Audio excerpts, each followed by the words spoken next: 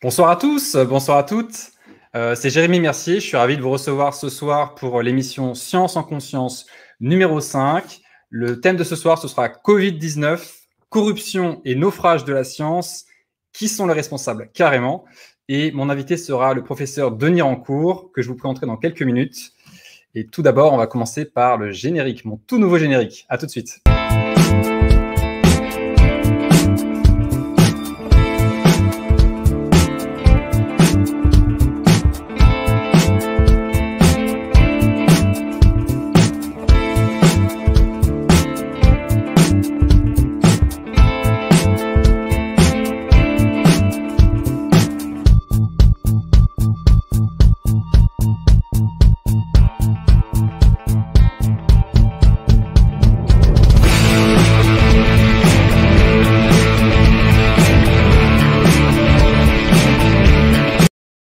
Bon, j'espère que le générique vous a plu. Hein. Désolé pour l'interruption un petit peu brutale. Donc, c'est un sujet vraiment fondamental qu'on va aborder ce soir, celui de la science et des dévoiements de la science à l'heure actuelle, qui ont permis et qui font qu'aujourd'hui on est dans cette situation très délicate où il est très difficile de faire la différence entre la science de qualité et la propagande. Avant de rentrer dans ce sujet directement, je voulais partager avec vous un article écrit par Réinfo Covid. Donc, je vais vous le présenter dans quelques instants. Voilà, partagez. Et vous devriez le voir dans un instant. Voilà. Donc, cet article, c'est 75% de marge sur le vaccin Pfizer-BioNTech.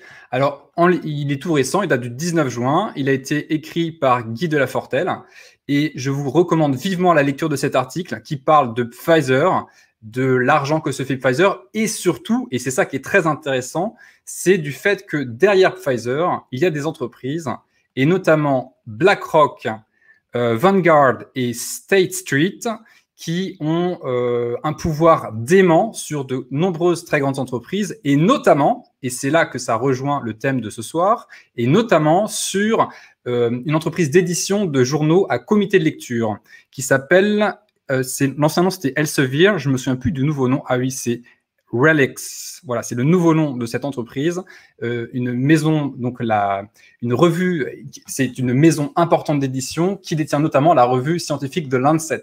Donc quand on se rend compte que de grosses entreprises comme BlackRock, Vanguard et State Street sont derrière et ont un pouvoir dément sur ces entreprises à la fois pharmaceutiques et également d'édition scientifique, on peut se poser des questions sur le bien fondé des conclusions tirées par les études qu'on voit dans ces journaux. Et du coup, on va arriver tout de suite sur le thème de la soirée, cette histoire de corruption et de naufrage de la science qui devient extrêmement visible à l'occasion de cette crise du Covid-19. Donc j'ai le plaisir d'accueillir ce soir Denis Rancourt. Bonsoir Denis. Bonsoir Jérémy, je suis heureux d'être là. Alors le Denis, générique est vraiment impressionnant. Ton générique est vraiment très impressionnant. Ah, n'est-ce pas? On m'a dit que ça ressemblait un peu à un trip sous LSD. Hein, je n'ai jamais testé, donc je ne sais pas. Mais en tout cas, la musique est vraiment sympa et ça met dans l'ambiance. Donc, Denis Rancourt, tu es ancien professeur de physique de l'Université d'Ottawa, actuellement chercheur indépendant pour l'Association pour les libertés civiles de l'Ontario. Tu es un scientifique qui a une réputation internationale. Tu as écrit des centaines d'articles dans des revues de marque et tu connais plein de sujets autres que la physique et les sciences environnementales. Tu t'es intéressé aussi au fonctionnement de l'humain de manière plus large. Et ce sujet donc de la soirée, donc j'ai appelé ça Covid-19, corruption et naufrage de la science. Pour moi, c'est un sujet majeur qui est quasiment pas présenté aujourd'hui, alors que c'est la raison pour laquelle on vit ce qu'on vit aujourd'hui. Enfin, c'est une des raisons principales pour lesquelles on vit cette crise Covid depuis 1 an et demi. Donc, merci d'avoir accepté mon invitation pour cette émission. Et j'ai hâte qu'on avance sur ce sujet. Vous allez voir, vous qui écoutez cette émission, je pense que vous allez en apprendre des vertes et des pas mûres. Vous n'allez pas en revenir. Donc, vas-y, Denis, je t'en prie. Okay. La première chose, c'est qu'on n'arrête pas de raconter dans les médias qu'il faut se fier aux journaux avec comité de lecture ou avec revue par les pairs. D'abord, qu'est-ce que ça veut dire, ça, revue par les pairs? Ça ne veut pas du tout dire ce qu'on pourrait penser. Ce n'est pas une revue par les pairs des auteurs. Ce n'est pas une revue ouverte. Ça n'implique pas la communauté scientifique. En fait, c'est une pré-revue avant publication qui se fait secrètement à l'insu des auteurs. Les auteurs ne connaissent pas ceux qui font la revue. L'éditeur contrôle tout, peut choisir de ne pas montrer certaines revues aux auteurs ou de montrer juste des morceaux de revues. Et essentiellement, l'éditeur se permet d'aller chercher des opinions des personnes qu'il choisit et ensuite de partager des morceaux de ces opinions, etc. C'est un système qui est le contraire de la transparence et qui crée des circonstances où c'est très, très facile d'appliquer un biais ou une censure, de toute évidence. Et comment est-ce que ce système a été mis en place? Il faut regarder un peu l'histoire de l'industrie scientifique. Ça a commencé avec lors de la Deuxième Guerre mondiale, c'était la première fois dans l'histoire où la science a été financée par l'État en grand. Et les leaders qui ont dirigé ça aux États-Unis, c'était par exemple des leaders au MIT qui étaient aussi sur les comités des grandes compagnies comme AT&T, etc. Et eux ont pris la grande part des contrats. Alors, c'était la première fois aux États-Unis qu'on installait ce système de contrats pour faire de la recherche scientifique. Alors, le gouvernement américain voulait leverage. Il voulait aller chercher une grande capacité de recherche scientifique. Il voulait aller chercher donc tous les chercheurs dans les corporations et tous les chercheurs universitaires dans les grandes écoles Ivy League. Et ils ont mis en place un financement par contrat très important qui était dirigé par ces personnes clés qui prenaient le gros de ces contrats. Donc, il n'y avait que les universités Ivy League, etc. Et ces gens-là se sont habitués à recevoir cet argent-là.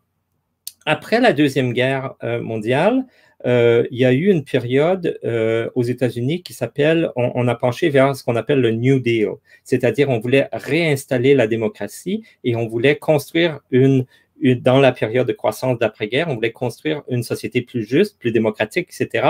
Et donc, on a imaginé de reprendre contrôle de la science, du financement de la science et de créer des instituts nationaux qui allaient contrôler comment le financement se fait. Alors, les politiciens qui étaient à la tête du New Deal avaient une certaine idée sur comment faire et que ça serait une science responsable aux besoins de la société, etc. Mais les petits amis qui avaient contrôlé les budgets pendant si longtemps, pendant la Deuxième Guerre, ils avaient une autre idée. Alors, ils ont fait une contre-offensive, si on veut, et ils ont proposé d'autres types d'institutions. Et pour un peu contrer l'idée qu'il pourrait y avoir disons, une surveillance par le public, des personnes élues, des membres de la communauté at large, là, dans le sens de la société. Pour éviter ça, ils ont inventé de toutes pièces le système peer review.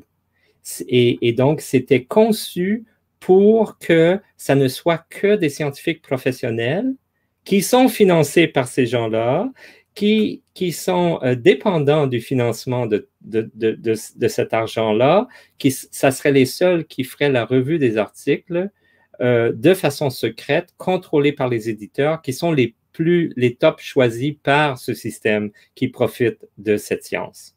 Donc déjà, ce qu'il faut savoir, c'est que ce peer review, donc la revue par les pairs, c'est quelque chose de récent. Ça n'a pas toujours été comme ça. Mais c'est ce que je viens de dire. Ça n'existait pas avant la guerre, avant la Deuxième Guerre. Tous les grandes découvertes d'Einstein ont été publiées dans un journal allemand. L'éditeur, c'était Max Planck. Max Planck avait une philosophie où il ne refusait pas les choses parce que c'était wild ou radical. Et il voulait être accusé d'être trop libre versus trop faire de la censure. Et je peux vous dire que l'article d'Einstein, la relativité, aurait probablement pas été accepté sous sa forme telle que soumis avec peer review, parce que c'est un article où il suit vraiment sa pensée, donc c'est pas écrit dans un style habituel, c'est des idées vraiment très radicales. Et aussi, ça empiète sur des travaux qui avaient déjà été faits, mais où on n'avait pas vu l'importance des équations, etc., comme Einstein les a vues. Donc, il y aurait eu, les reviewers auraient été en compétition, il y aurait eu toute une affaire, ça aurait peut-être découragé le jeune Einstein. Il n'y avait rien de ça. Il n'y avait rien de ça. Tu écrivais un article, tu l'envoyais à l'éditeur, un chercheur de renom qui voyait une valeur là-dedans, qui publiait pour qu'ensuite on puisse discuter puis voir l'impact que ça va avoir. C'était ça le système avant. Une très grande liberté dans la soumission d'articles scientifiques avant la Seconde Guerre mondiale, du coup. Tout à fait, dans la soumission et publication. Okay? Donc, il n'y avait pas de normalisation, il n'y avait pas de censure dans le sens que il faut que ça soit des idées qui sont acceptables par des personnes influentes qui sont secrètes. OK? Il n'y avait rien de ça. Et donc,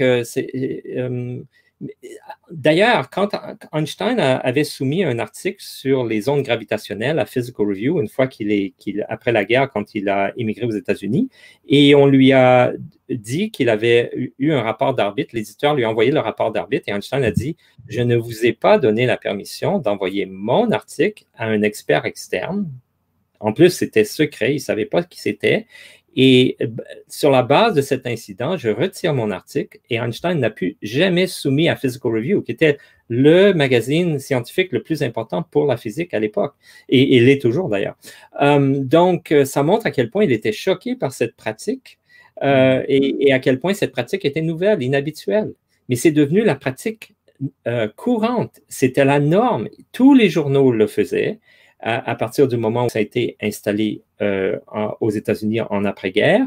Et non seulement ça, mais ça s'est répandu à d'autres domaines que le domaine scientifique. Maintenant, en sciences sociales, partout, on fait du peer review, ce qui est une espèce de non-sens, mais c'est ce qu'on fait maintenant. Et pourtant, ça s'est présenté comme un gage de sérieux et de science de qualité. Enfin, c'est comme ça. Aujourd'hui, un journaliste qui va parler d'un article, s'il n'a pas été peer-reviewed, s'il n'a pas été revu par ses pairs, en gros, il n'a pas de valeur. Par contre, c'est la vérité. Oui, mais ça, c'est la propagande du système qui justifie son système de censure. C'est juste ça. Quand on dit peer review, ça a une valeur, c'est de la propagande pour justifier une censure par l'establishment et une censure très sévère. Et donc, le système est un système, en anglais, on dit carrot and stick. Je ne sais pas s'il y a une expression équivalente en français, là. Il y a une récompense et une punition. Hein? Oui, la carotte et le bâton, bien sûr. Voilà, OK. Donc, la carotte, c'est le gouvernement, les grandes agences qui financent la science. On applique pour avoir des octrois scientifiques, des grants, etc., et on les obtient, et donc on nous donne un financement pour faire la science, pour engager des étudiants, des aides, etc. Ça, c'est la carotte. Ensuite, le stick, c'est le peer review, parce que si on a utilisé cet argent-là pour faire quelque chose qui n'est pas populaire, qui va à l'encontre de l'establishment, qui est critique de certaines choses qui ont été établies, entre guillemets, par la science de l'establishment, eh bien, on se fait dire que il y a toutes sortes de problèmes avec l'article, on ne l'accepte pas, essayez de le soumettre ailleurs, réécrivez-le en entier en insistant plus sur telle ou telle chose. On décourage carrément les chercheurs. Quand on se fait critiquer notre article avec toutes sortes de demandes, là, on met un temps fou à réécrire les choses, à refaire des mesures. C'est vraiment une punition très sérieuse, alors qu'on avait, avec toute une équipe, décidé ce qu'on voulait dire, comment on voulait dire. On l'avait tout vérifié avant de l'envoyer pour être publié et on se fait dire non, ça ne marche pas. Alors, ça, c'est le stick. Et donc, le système marche comme ça. Il y a les dirigeants décident qu'est-ce qui va être financé, la science qui se fait est la science qui est financée, et ensuite, si le moindrement on déroge de ce qui est permis de dire, eh bien, on l'attrape au peer review et puis ça finit là. C'est ça le système actuel. Et ce système où on débat, est-ce qu'il doit y avoir autant de censure en science, moins de censure, ça suit les mêmes mouvements que dans la société. Ça suit la géopolitique, ça suit l'après-guerre, ça suit une avance un peu trop, une destruction un peu trop de la démocratie et du contrôle, de sorte à ce qu'il y a des abus scientifiques. Par exemple, le développement des pesticides, le DDT, qu'on a. C'est pas des scientifiques qui ont sonné l'alarme la première fois par rapport au DDT, qui ont dit c'est absolument épouvantable ce que ça fait à l'environnement, ça peut même mettre en danger la santé humaine, etc.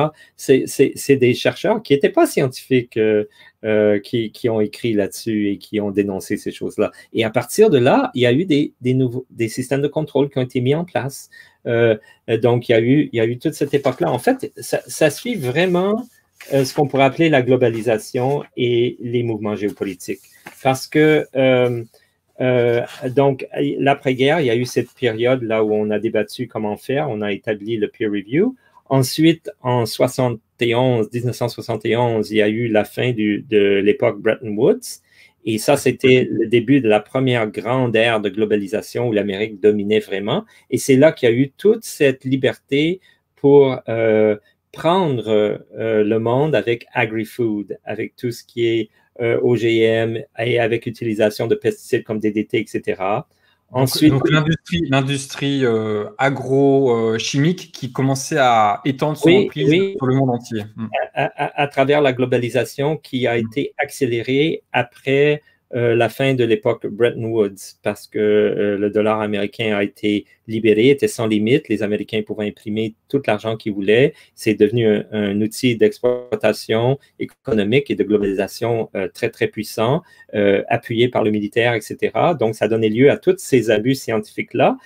Et la deuxième grande période d'accélération de nouvelle globalisation, hyper-globalisation, c'était suite à la dissociation de l'Union soviétique, donc en 1991. Et là, il y a eu tout encore une autre accélération et on a libéré encore plus agri-food puis toutes les nouvelles industries. Et c'est là qu'on a commencé à utiliser des quantités faramineuses de glyphosate, qui est une substance quand c'est utilisé à cette échelle-là, qui a des répercussions sur la santé humaine très importantes quand on met ça dans tout.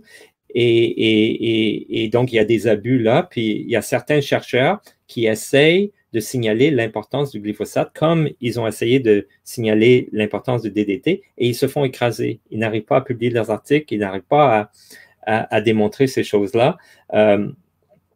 Et c'est là, à partir de 91 aussi, qu'on a remplacé tous les problèmes qui étaient de l'ordre environnemental, DDT, glyphosate, abus de la globalisation par une seule chose qu'on a inventée de toutes pièces à l'époque, et c'était le réchauffement planétaire, le global warming.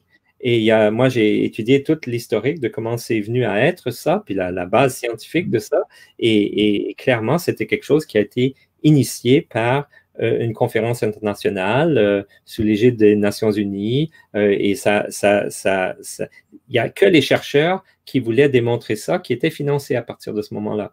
Et tous les autres, les critiques, tout ça, ils étaient écrasés, ils n'avaient pas de plateforme pour expliquer leurs trucs, etc. Ensuite, vers 2005, il y a eu la réalisation par des pouvoirs corporatifs et financiers qu'on pouvait, ça marchait tellement bien, le réchauffement planétaire, là, la trappe-tout, ça devenait le seul problème sur Terre, qu'on pouvait imaginer une économie du carbone. Et c'est vraiment en 2005 qu'il y a eu comme une espèce de flip, là, où les pouvoirs financiers ont dit, ça y est, on y va pour une économie du carbone. Et on a vu dans tous les grands médias de masse à travers le monde, en 2005, une montée d'environ un facteur 5 dans les articles qui parlaient de réchauffement planétaire. Ils étaient tous positifs, alors qu'avant, il y avait comme un équilibre, le pour et le contre, si c'est un vrai phénomène ou pas. Là, tout d'un coup, il y a eu An Inconvenient Truth qui est sorti, le film documentaire. Il y a eu tout ça qui est arrivé en même temps. Au milieu des années 2000, c'est le moment où les nouveaux pouvoirs financiers privés à qui on avait donné champ libre pour la globalisation ont réalisé qu'ils pouvaient aller vers une économie du carbone et donc une devise internationale électronique qui serait basée sur le carbone pour remplacer le dollar américain, parce que le dollar américain est basé sur des choses qu'on doit obliger les gens à acheter avec le dollar américain pour lui donner sa valeur, pour qu'on puisse continuer à l'utiliser comme outil d'exploitation. Et la chose principale, c'est le pétrole. Mais le pétrole, le problème, c'est qu'il y en a partout. Il y a maintenant des gaz de schiste partout, il y a du charbon partout, il y a de tout partout.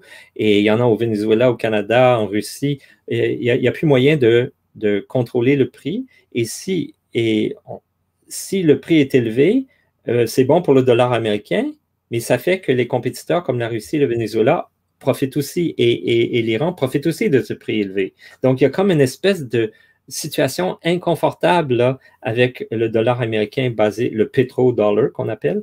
Et donc, je pense que c'est une des raisons qu'on veut aller vers une devise qui serait électronique et qui serait à la base du CO2 et du carbone. Bon, tout ça, ça arrive et à travers tous ces mouvements-là, la science est là pour appuyer à 100%.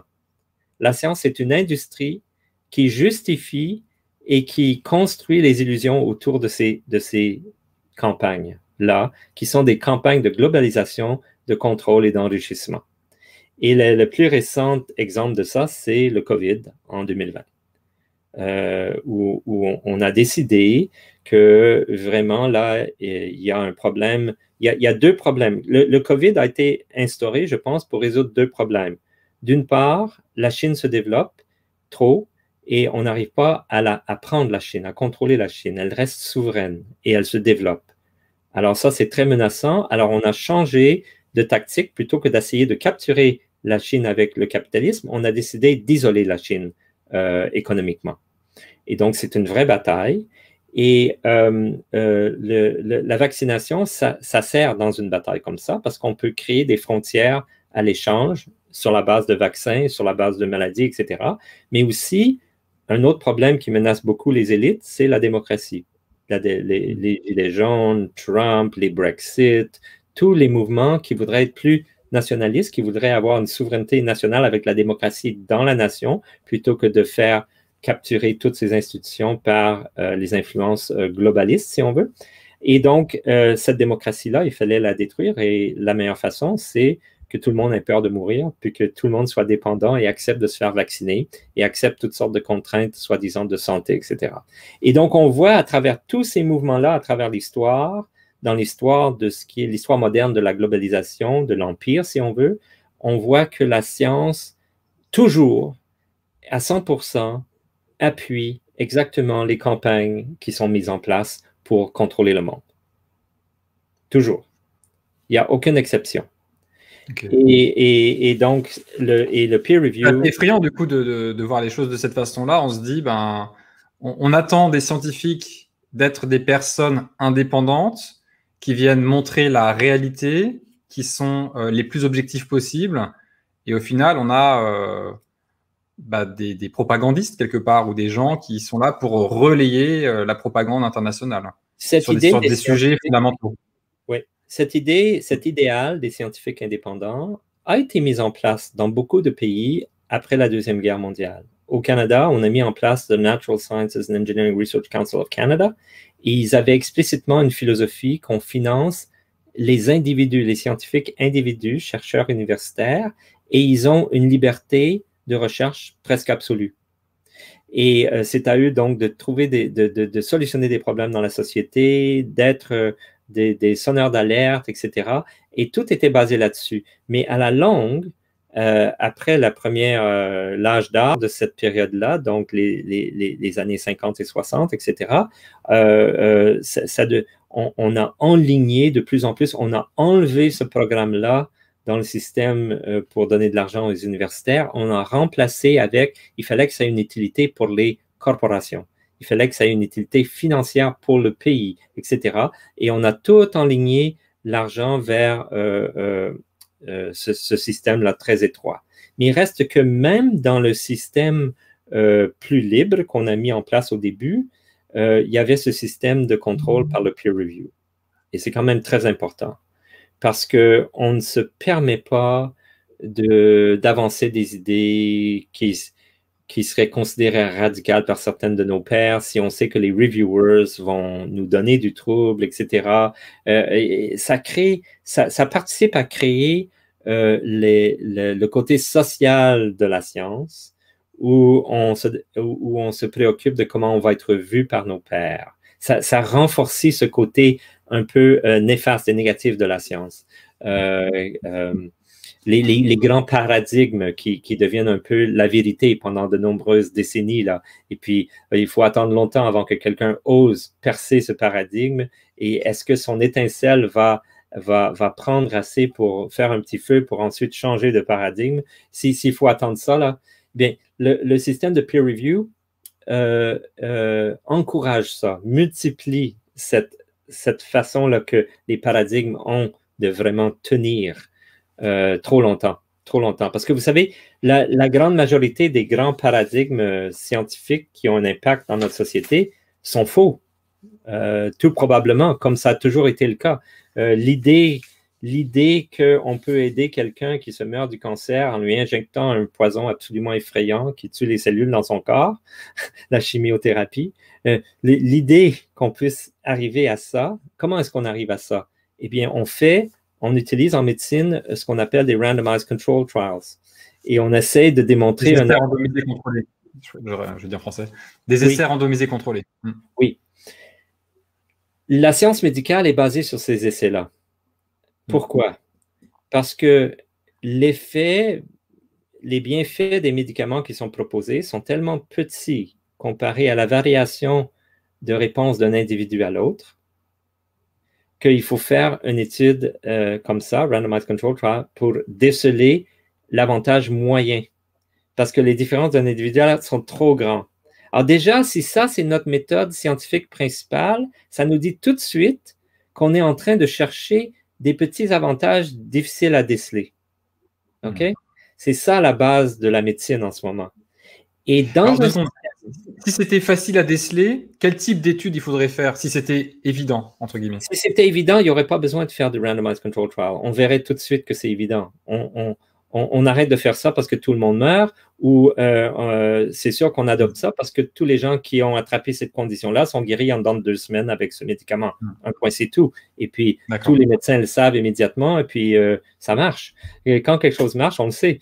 Mais quand il faut faire randomized control trial, une après l'autre pendant des décennies pour essayer de démontrer que la chimio, ça sert dans telles conditions, que ça fait réduire la tumeur comme si c'était la seule chose qui compte, alors qu'il y a des effets secondaires absolument épouvantables, que la qualité de vie est détruite, etc.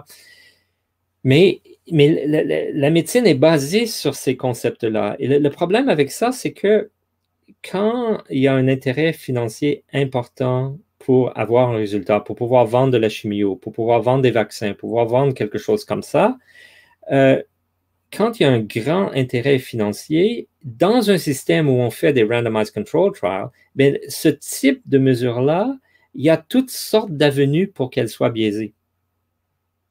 C'est dans une mesure comme celle-là où c'est subtil ce que l'on cherche, il suffit d'appliquer un petit biais en quelque part dans tout le processus de la recherche et on va avoir un résultat positif.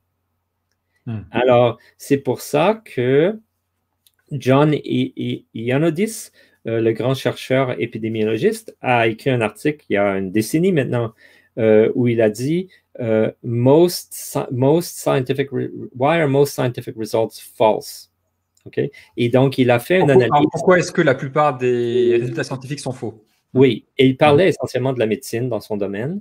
Et essentiellement, il a fait une analyse sur la base de la théorie Bayes des statistiques et il a démontré qu'avec très peu de billets, et il faut qu'on s'attende qu'il y ait ce type de billets à différentes étapes, automatiquement, tous ces résultats doivent être faux, sont probablement sans aucune valeur.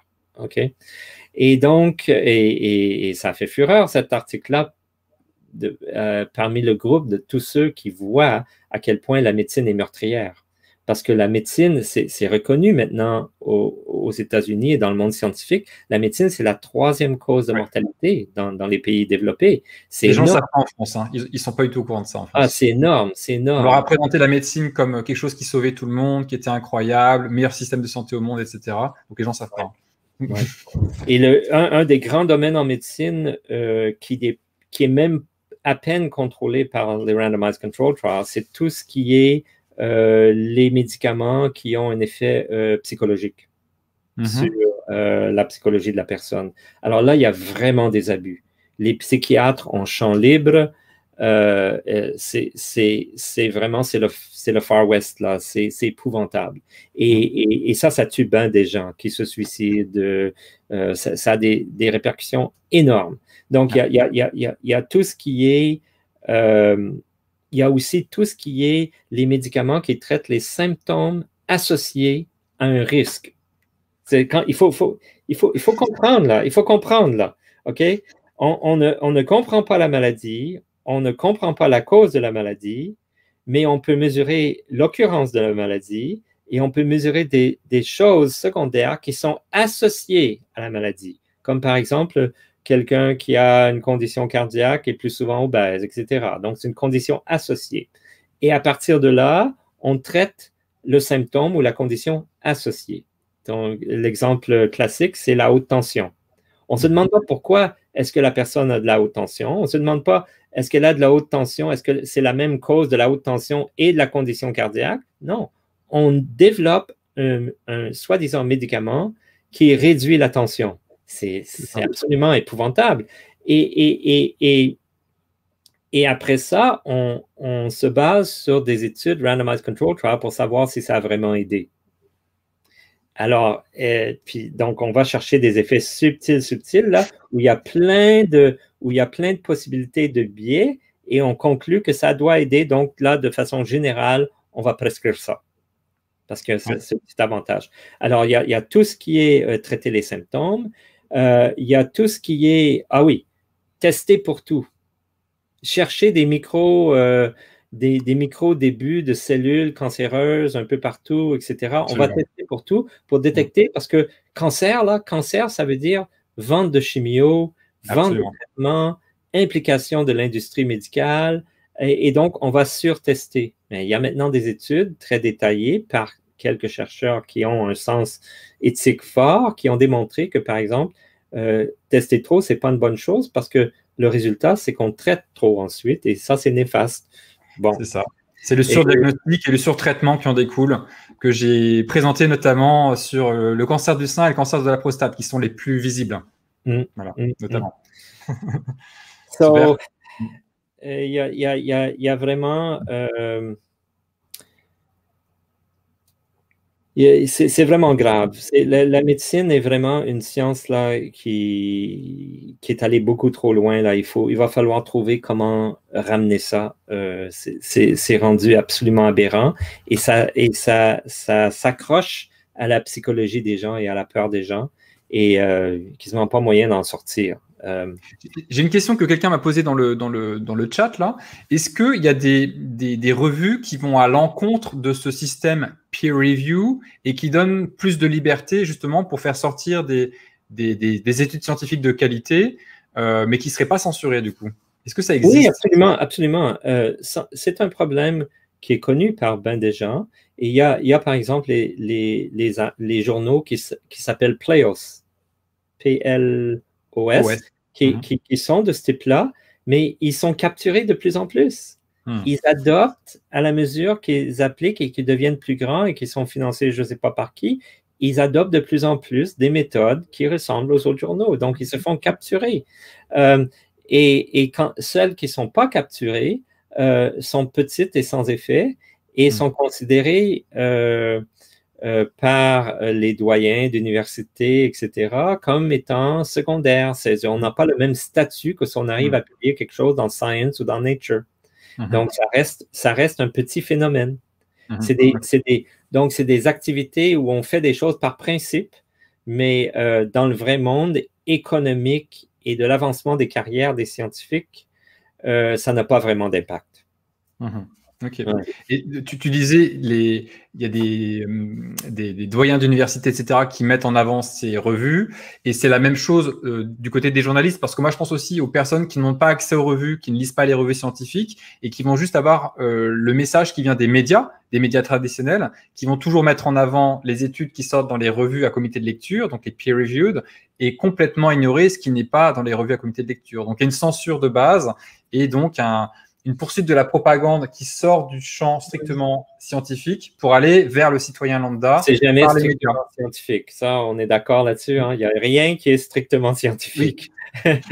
Mais oui, il y a aussi une hiérarchie du statut. Il y a une hiérarchie du statut. Hein? Science et Nature sont en haut de l'échelle, en médecine, New England Journal of Medicine, etc. Donc, et ça c'est les gens l'humain est très sensible au statut, le statut social. Et ça guide beaucoup nos actions, nos pensées, nos interprétations. Et c'est la même chose avec ces journaux scientifiques-là. On parle dans les médias de quelque chose qui est sorti dans Science and Nature. On ne parle pas de quelque chose, très rarement, des choses qui sortent dans les journaux spécialisés. Moi, j'ai souvent vu des articles dans Science and Nature qui rapportaient des résultats qui étaient faux, mais qu'on voulait entendre, que les éditeurs voulaient entendre, que les éditeurs poussaient ce truc-là, et qui étaient défaits complètement en détail dans des journaux spécialisés. Mais là, on n'en parle pas. Les médias ne parlent pas de ces articles-là. Okay. J'ai vu, par exemple, il y a un article très célèbre dans Science qui a prétendu établir que l'augmentation de CO2 faisait en sorte qu'il y avait plus de feux de forêt en Amérique du Nord, par exemple. Okay? Mais en fait, la façon qu'il mesurait les feux de forêt a changé à travers le temps. Au début, on était dans des tours et on cherchait de la fumée, okay, en regardant. Alors qu'on est allé vers les satellites et ensuite, il y a eu des avances techniques importantes dans les satellites, dans la détection de satellites. Quand on a mis de l'infrarouge, on pouvait voir les flammes sous le feuillage, par exemple. Et donc, il comparait la fréquence de feux de forêt à différentes périodes avec différentes technologies. Et plus la technologie avance, plus on les voit, ces feux de forêt, et plus il y en a. Et donc, il faisait un graphique et il reliait ça au CO2, à l'augmentation de CO2. C'était complètement... On ne pouvait pas faire cette conclusion-là. Et ça a été détaillé dans un article spécialisé, là, de spécialistes dans le domaine qui ont tout expliqué ça en détail. Ça fait rien. L'article dans Science a été cité partout. Ils en ont parlé dans les médias partout et c'est devenu le point de repère. Il y a plus de feux de forêt parce qu'il y a du CO2 dans l'atmosphère. Il y a plus de CO2 dans l'atmosphère, alors que c'est faux. D'accord. Il y a toujours eu des feux de forêt. Là, je suis embarqué dans les feux de forêt, là, mais le moment où on a commencé vraiment à avoir moins de feux de forêt, c'est quand c'est quand il y a eu un développement humain qui a fait des routes entre les segments de forêt, etc. Ça a eu un impact important début des années 1900, là, et après ça, et à partir de là, il y a eu moins de feux de forêt que partout avant dans l'histoire. Bon, etc., etc. On peut faire vraiment l'histoire de ça et montrer à quel point ce qui a été publié dans Science était complètement faux. Et pourtant, c'est toujours la référence. C'est la référence. Ça n'a pas été rétracté ni rien. On n'arrive pas à s'en sortir. Les gens vont toujours maintenant dire ça. C'est le paradigme. C'est le paradigme et c'est faux sur toute la ligne. Ouais. J'ai fait une recherche là-dessus. C'est faux sur toute la ligne. Bon, il y a plein d'exemples comme ça et c'est toujours... Les grands paradigmes qui sont faux, c'est toujours relié au pouvoir, à la géopolitique et au profit, à l'exploitation. Toujours. Et voilà. Et la science sert à ça. Mais il reste que si on est scientifique, on peut lire quelque chose et savoir si ça a une valeur. Si on connaît les statistiques, si on connaît les méthodes de mesure en sciences, si on connaît la méthodologie qui a été utilisée, on peut faire une critique de ce qui nous est proposé dans même ces journaux-là qui sont très biaisés. Okay? Et moi, j'ai commencé à regarder les articles dans les revues de marque en médecine qui prétendent avoir démontré l'efficacité des nouveaux vaccins COVID. Okay? C'est absolument ahurissant à quel point ces articles-là n'auraient jamais dû être publiés sans qu'il y ait une exigence, que l'éditeur exige que tous les données soient rendues publiques. C'est inadmissible ce qui a été fait. Parce que les résultats sont tels que on ne peut pas savoir si c'est réaliste ou si c'est valable sans savoir les détails. OK? Je peux vous expliquer un peu à quel point ces études-là sont fausses. Si vous voulez, voulez-vous qu'on aille dans cette direction-là? Absolument. Et moi, ça me fait. Je veux juste rappeler ça à nos auditeurs. Vous vous souvenez sans doute de toutes ces études qui ont été, comment dire, dont les résultats ont été mentionnés dans tous les journaux télévisés, les radios, en disant tel vaccin c'est 99% d'efficacité, tel autre c'est 97%. Enfin, c'était toujours des chiffres. En fait, c'est plus comme 95%. Je pense que, ouais. Je sais plus. Enfin, en tout cas, c'était des chiffres très élevés. On se disait, alors là, c'est vraiment, on est sauvé. Ça y est, c'est la fin de la crise Covid grâce au vaccin qui arrive. Qu'en est-il réellement? OK. Alors, il faut aller voir qu'est-ce que c'est que ce 95%. Pfizer a réclamé ça, ils ont mis ça dans un comité de presse, puis éventuellement, ils ont fait publier dans un journal, dans le New England Journal of Medicine, l'étude où ils prétendaient avoir démontré qu'il y avait une efficacité de 95%. Oui, c'est cette étude-là, pour l'ARCAD. Et là, oui. Et là, bon, OK. Premièrement, regardez la section méthode, puisque c'est à l'écran là. Regardez la première ligne de la section méthode. In an ongoing, multinational, placebo-controlled, observer-blinded. OK? Qu'est-ce que ça veut dire observer-blinded? Ça veut dire, ça veut pas dire que on s'est arrangé pour que le patient ne sache pas s'il était vacciné avec le placebo versus le vrai vaccin. On n'a pas fait particulièrement attention à ça. Ça ne veut pas dire non plus, dans le cas de ces études-là, il y en a eu plusieurs comme ça, que la personne qui injectait le patient ne savait pas si c'était le vrai vaccin ou le placebo. En fait, la plupart du temps, le pharmacien qui faisait l'injection savait lequel était lequel. Alors, ce n'était pas un blind study du tout. Observer blinded, ça veut simplement dire que les participants ou les chercheurs engagés qui questionnaient les sujets à savoir s'ils ont des symptômes, à savoir comment ils se sentent, etc., eux ne savaient pas s'ils avaient reçu, donc ça c'est les observers, s'ils avaient reçu le vaccin ou pas. Mais quand on regarde en détail, là, d'abord, il y a deux types d'erreurs. Moi, j'en ai regardé plusieurs de ces articles-là. Là. Soit on ne dit pas exactement ce qu'on veut dire par observer blinded. OK? On laisse ça vague. Ou on le dit et on est explicite que le pharmacien savait qu'est-ce qu'il injectait. Mais je m'excuse, mais on est dans le milieu d'une pandémie. Tout le monde veut être sauvé. Les gens se proposent pour être des sujets. Ils veulent recevoir le vrai vaccin et pas le placebo. Et la personne qui l'injecte sait ce qu'il est en train d'injecter. Imaginez, écoutez, l'être humain a une capacité énorme à détecter le body language, les communications, tous les signes possibles.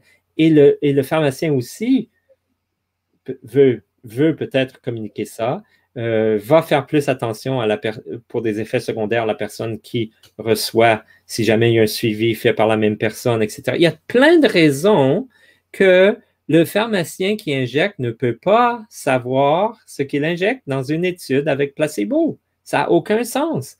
Et donc, ils l'admettent dans certaines de ces études-là.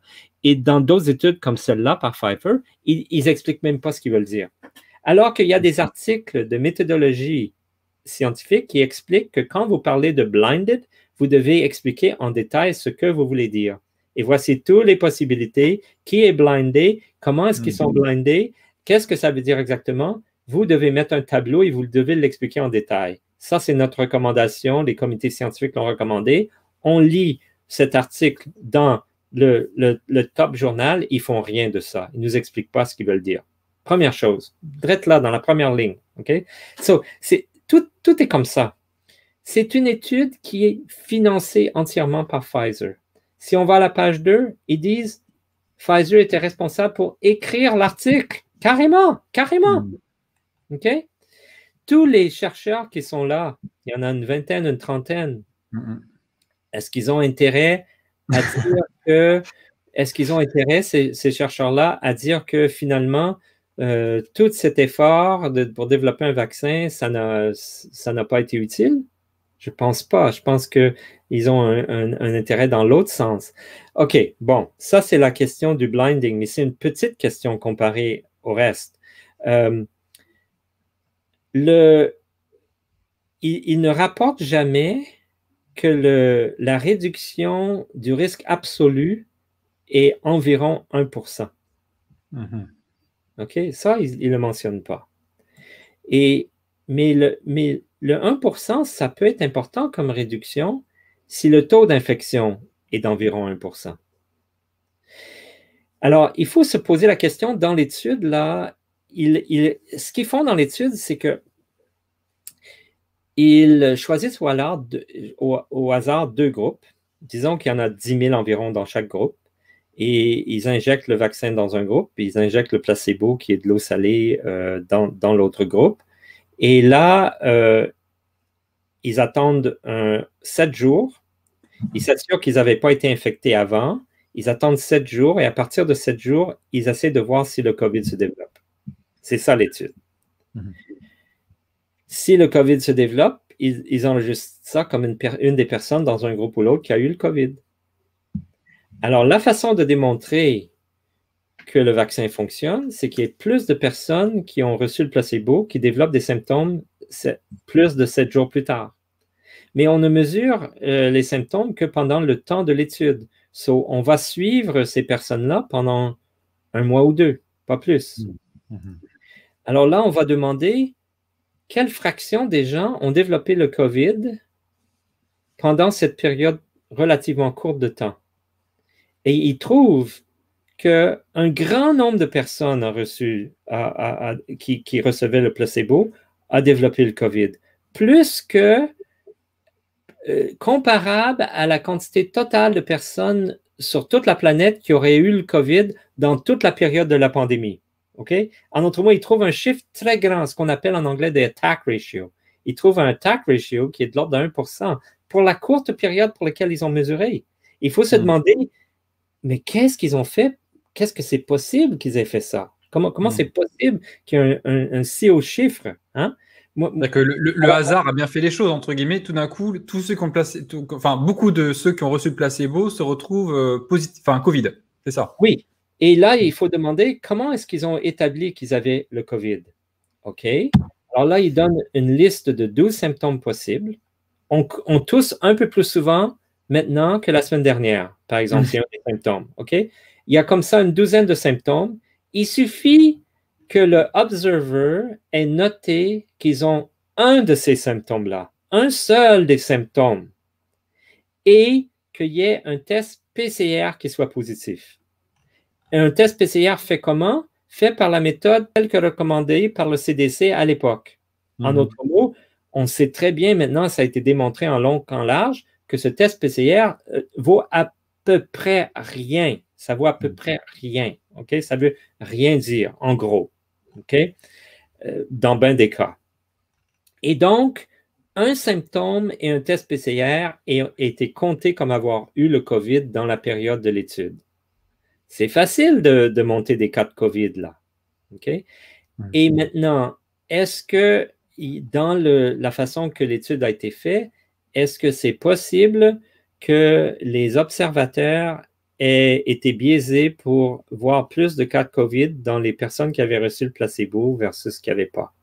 C'est une bonne question. Ouais. Ou une autre question qu'on doit poser est la suivante. Si, est-ce que c'est quand même un petit nombre de personnes qui ont développé le COVID? Est-ce que ceux qui ont développé le COVID, par accident, on a choisi des personnes qui aussi étaient à plus haut risque d'être infectées par le COVID? Par exemple, étaient des personnes obèses. C'est des études qui ont été surtout faites aux États-Unis.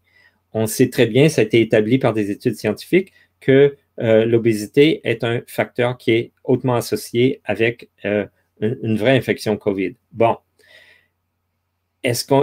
Comment est-ce qu'on fait pour vérifier si le choix a donné lieu, si les personnes infectées étaient des personnes à haut risque à cause de leurs traits personnels? OK? Comment est-ce qu'on peut savoir ça? Ben, il faut que vous nous dites toutes les données sur tous les patients.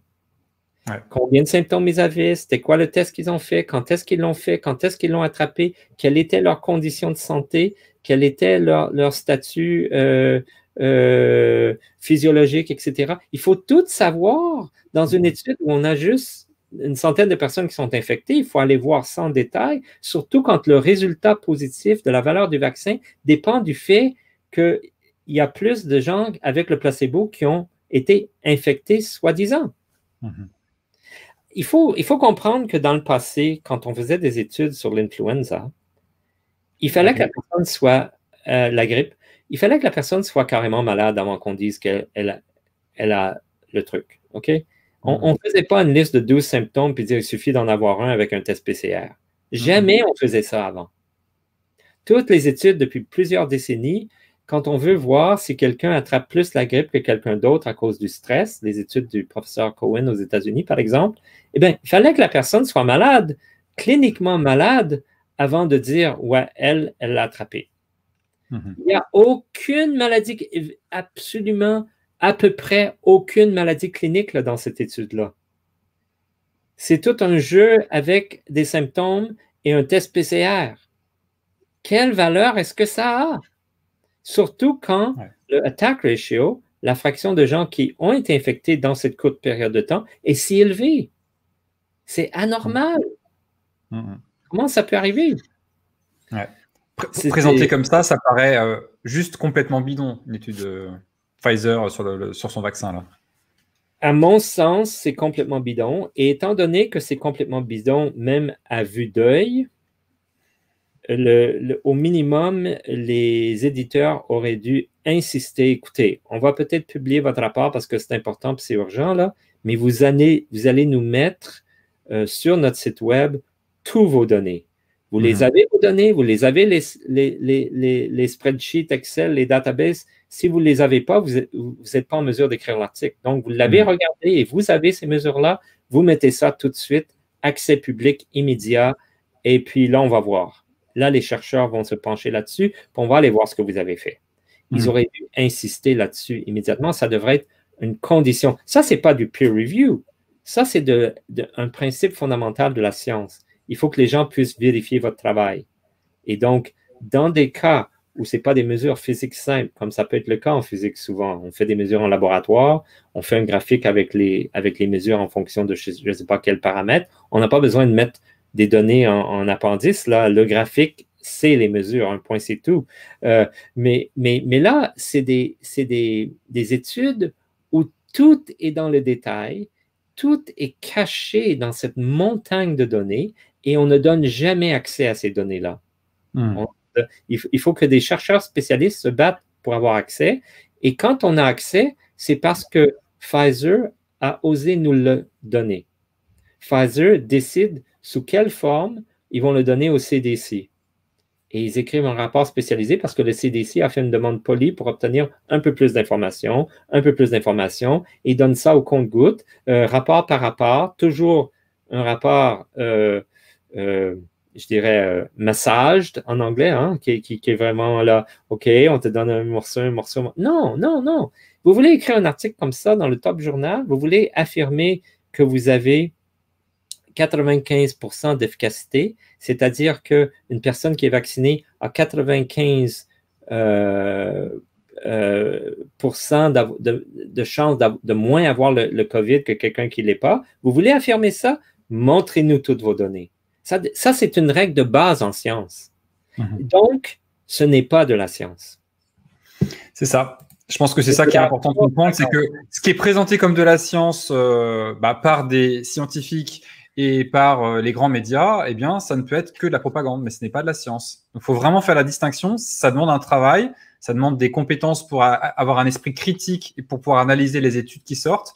Mais ce travail est nécessaire et aujourd'hui, il n'est quasiment pas fait, ou en tout cas, il n'est pas médiatisé. Sur le peer review, c'est un instrument qui a été inventé de toutes pièces pour contrer la démocratie, pour ne pas permettre un contrôle démocratique de la science et du financement de la science. Ça a été inventé de toutes pièces, ça a été adapté à travers le monde et c'est devenu la norme. Mais il y a plus de problèmes que juste ce fameux peer review. Le peer review en soi, c'est un instrument ingrat, c'est dégueulasse. Quand on est quand on est... Moi j'ai écrit plus d'une centaine d'articles, donc je l'ai subi plusieurs fois, ce peer review-là. C'est absolument épouvantable. On ne sait pas qui a écrit ce rapport absolument outrageux à propos de notre travail. On ne sait pas quels sont ses motifs. On ne sait pas quel compétiteur ça peut être. On ne sait pas pourquoi il y a quelque chose dans notre article qui les a vraiment dérangés, puis ils ont décidé d'écrire un rapport d'arbitre très, très négatif. On ne sait pas pourquoi. Et donc là, il faut passer des semaines à écrire une explication que la critique n'a pas de valeur, ils ont mal compris que c'est pas vrai ce qu'ils avancent, etc. C'est vraiment pénible et tout se fait en secret. On peut même pas savoir à qui on parle. Et on peut même pas savoir si l'éditeur va montrer notre réponse à cet arbitre, va aller chercher un autre arbitre. On ne sait pas ce que l'éditeur va faire. On est à la merci totale de l'éditeur, qui lui aussi peut-être n'aime pas notre article et c'est peut-être pour ça qu'il a choisi de l'envoyer à des personnes qui savaient qu'elle allait être très critique. OK? On ne sait rien de ça. Là. On est à la merci. Notre carrière dépend de pouvoir publier dans des journaux scientifiques et on est à la merci d'un processus absolument épouvantable comme ça. OK? Alors que on pourrait juste publier notre article sur l'Internet et de plus en plus de chercheurs font ça, mais c'est difficile parce que ça fait mal à la carrière. Ils mettent ça à l'Internet et là, c'est vraiment les pairs qui ouvertement vont faire des commentaires, qui ouvertement vont dire je pense qu'il y a une erreur ici ou je ne suis pas d'accord avec l'interprétation de cette équation ou etc. Ça implique la communauté scientifique et ça, c'est de la science. Tu communiques, tu discutes, tu changes ton idée, tu dis oui, j'ai fait une erreur, j'ai corrigé mon calcul, voici. Ça fait partie du truc, ça. Le débat permanent, les questions, l'échange, la communication qui manque aujourd'hui.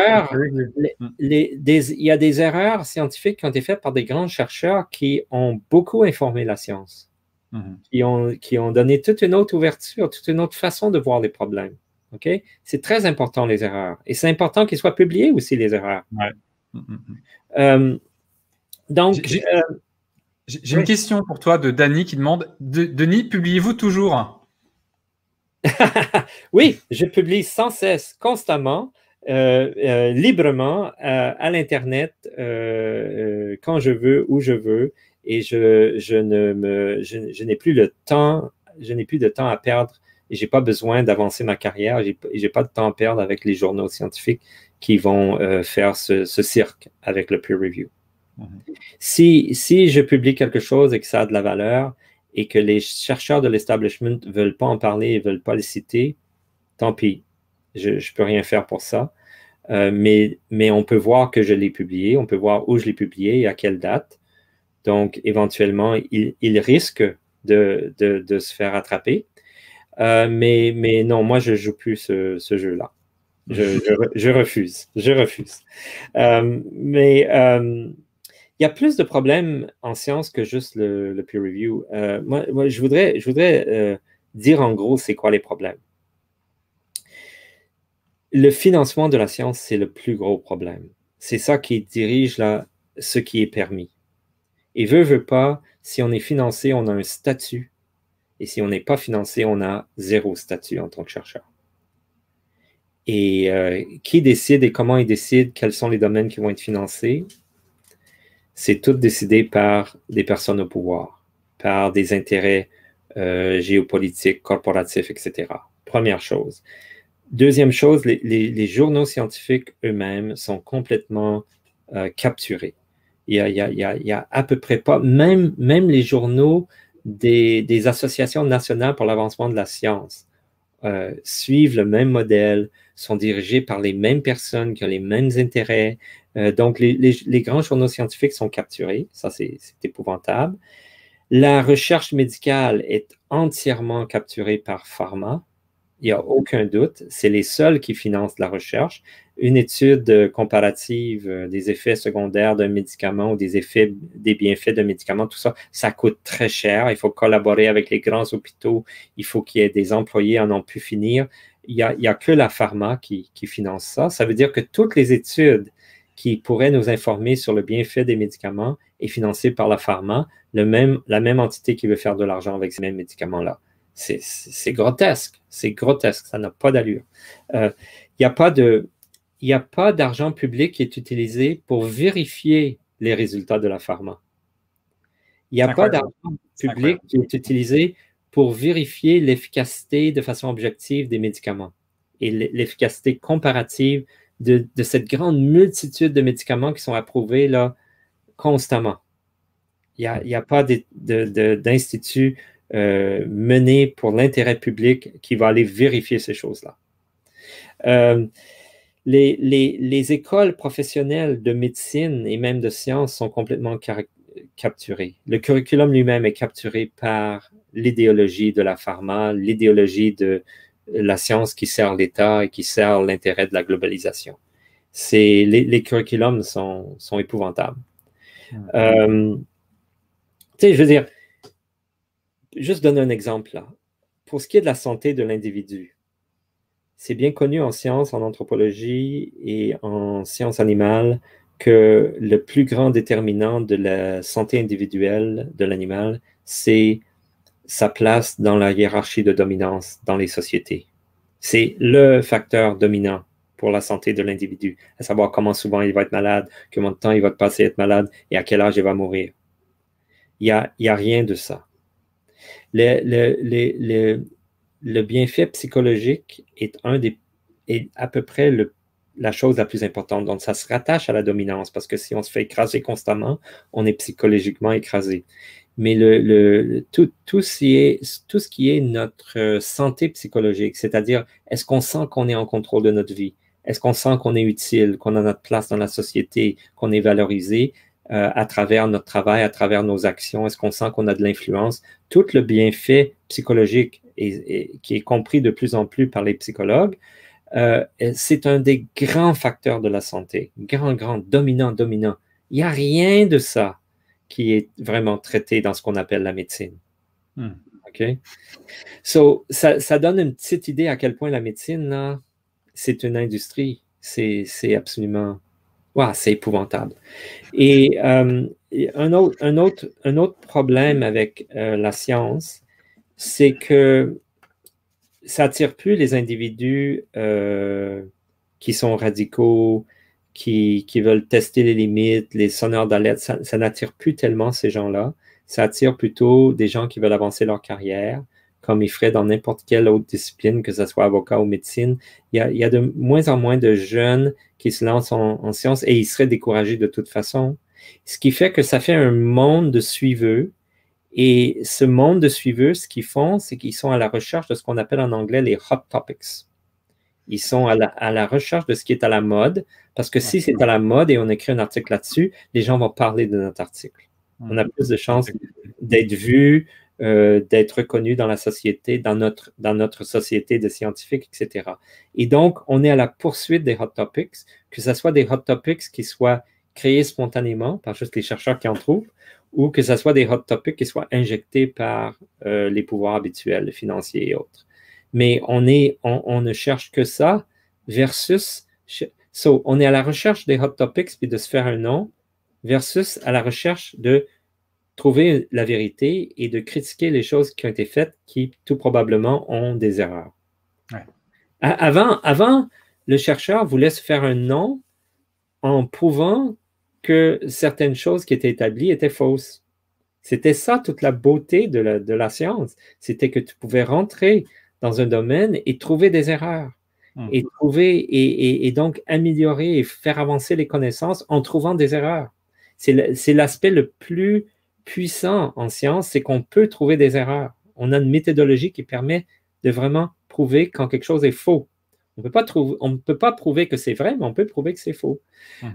Et tout ce côté-là de la science est éliminé quand ça devient juste une industrie qui pousse pour le contrôle et qui sert le pouvoir. Est-ce qu'il y a une solution pour sortir de cet état de fait, ou est-ce que ça dépend donc des soubresauts géopolitiques et il faut attendre que ça passe Non, il ne faut pas attendre. Il faut pas attendre. Il faut y travailler. Tous ceux qui sont conscients de ces problèmes et qui veulent s'y mettre doivent faire ce qu'ils peuvent. Ça, c'est sûr. doivent essayer d'avoir une influence, doivent essayer de faire changer les choses. Et c'est cette espèce de bouillonnement là, de tous les gens qui veulent faire changer les choses. Quand les conditions changent, c'est ces gens-là qui peuvent avoir un peu plus d'influence, etc. Mais dans une société humaine en général, il y a deux types les gens qui déterminent les règles, les gens qui établissent les politiques, sont motivés par deux pôles. Il y a deux pôles de motivation, si on veut. Un des pôles de motivation, c'est de changer les lois et les règles de sorte à avantager de plus en plus l'élite et son propre groupe et sa propre classe, et indépendamment des conséquences. OK? Ça, il y a un pôle de motivation qui est celui-là. On veut juste profiter et on veut aussi rester en contrôle. On veut rester on top. On veut être les patrons du monde et c'est notre priorité. Et ça, c'est un pôle de motivation parmi ceux qui déterminent les politiques. Un autre pôle de motivation, l'autre pôle contraire, si on veut, c'est le pôle de motivation qui veut faire des lois et des politiques qui vont justement nous protéger contre cette pathologie qui nous mène directement vers le fascisme, cette pathologie, OK? Et donc, l'autre pôle de motivation, c'est de créer, de stabiliser la démocratie, la société, de sorte à être protégé contre ces excès-là et de sorte à toujours ramener, de sorte à ce qu'il y ait des systèmes de contrôle, des systèmes de vérification, des systèmes pour contrebalancer ce pouvoir exagéré qu'ont les classes supérieures. Okay? Donc, il y a des grands hommes politiques pendant le New Deal, par exemple, aux États-Unis, qui ont vraiment essayé de mettre en place ce type de système-là. Et je pense que la Constitution américaine a été créée avec cet esprit-là, de créer une stabilité dans une sorte de démocratie et de sorte à ce qu'on ne puisse pas, avec un pouvoir externe ou corporatif ou financier, prendre le dessus et nous amener vers un fascisme corporatif. Et donc, il y a ces deux pôles de motivation et ils sont toujours en conflit.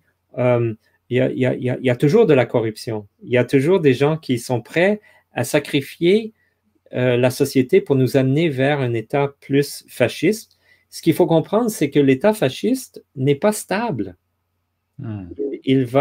Ça fait trop souffrir trop de gens et ça va donc s'effondrer. Ça va être, et c'est moins efficace aussi. Ce système fasciste est corrompu et exploite ou utilise moins bien la créativité humaine et va être dépassé par un système où la créativité humaine peut vraiment faire profiter toute la société. Donc, il n'est pas stable. Et on voit ces mouvements-là dans le monde. On voit ces mouvements-là. Donc, ceux qui veulent stabiliser une société productive et équitable avec beaucoup de strates dans la société, où tout le monde a son rôle et tout le monde a un rôle à jouer, ça, c'est une société qui peut être stable longtemps. Mais il y a toujours cette tendance pour aller vers le fascisme. Okay. Et il y a même un article récent, théorique, de la structure des sociétés qui a démontré les effets dont je parle.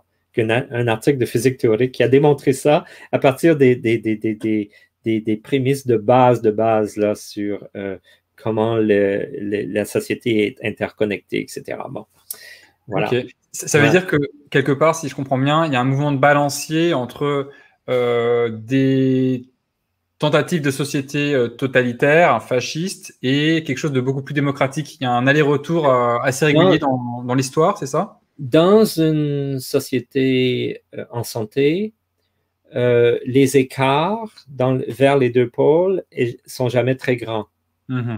Parce qu'on corrige tout de suite. Hein? On ne permet pas que les personnes les plus puissantes payent absolument pas de taxes et tous les avantages ne subissent pas les mêmes lois, puissent permettre des crimes. On contrôle et on ramène et on ramène et on ramène. Et c'est le rôle habituel du Parlement et des représentants élus, etc.